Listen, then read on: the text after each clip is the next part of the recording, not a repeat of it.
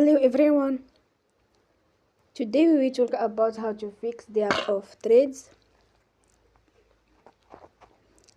We will go to settings,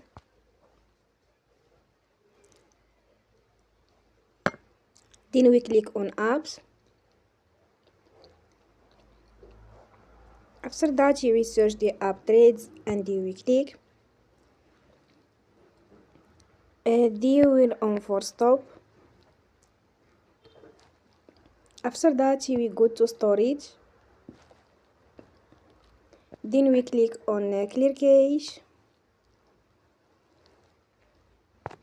You will go to Play Store and you will update your app. Don't forget to support us by like and subscribe. See you next time and thank you for watching.